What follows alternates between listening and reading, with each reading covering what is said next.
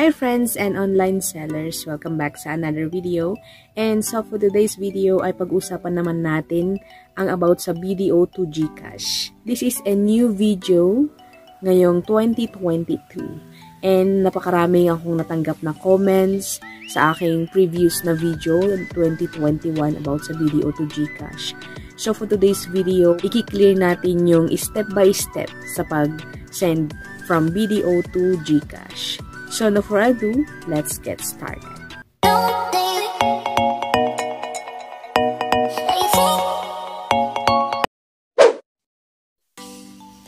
So let's open our BDO application and i-enter natin ang ating user ID and password.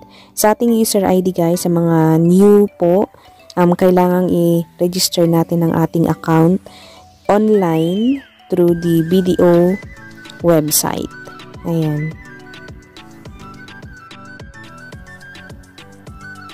And so, i-click lang natin ang maybe later since hindi tayo nag-enable ng fingerprint, guys.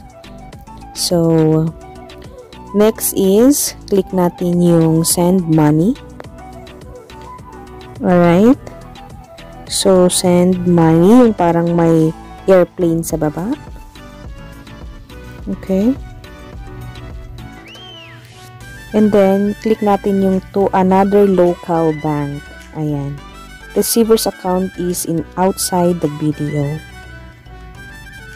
And then, pag bago ka guys, proceed without template. Pero, since meron siya sa choose one. Pero for the tutorial guys, proceed natin sa without template. New for new user. Alright, and then continue. Okay.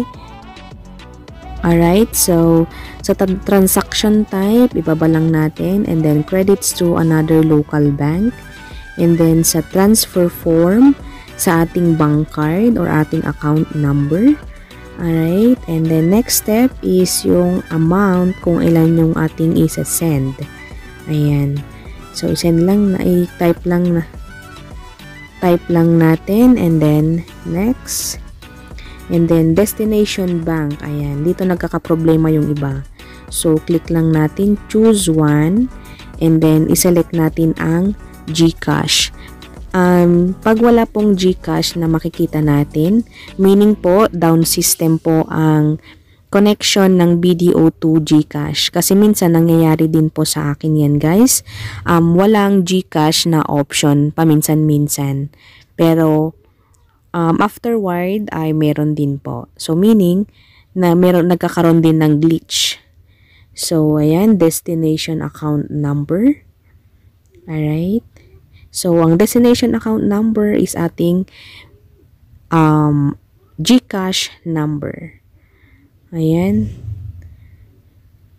GCash number. And then, syempre is yung receiver details, yung pagsesendan natin ang kanyang last name and kanyang first name and middle initial.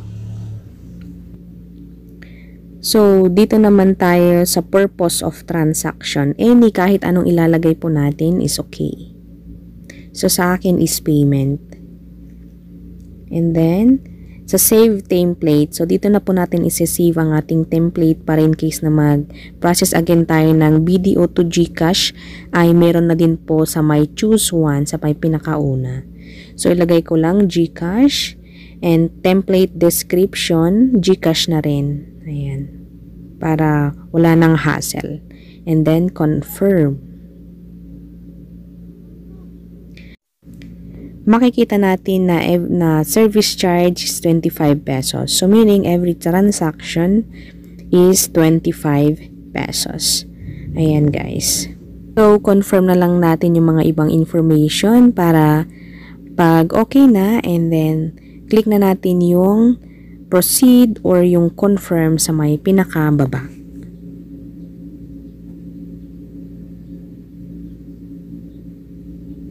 So, I hope na this short video, short update sa pag-send ng BDO to GCash ay na-clear na yung mga ibang katanungan natin, guys. So, salamat sa panonood and please subscribe for the next videos and tutorials. Thank you. Bye-bye.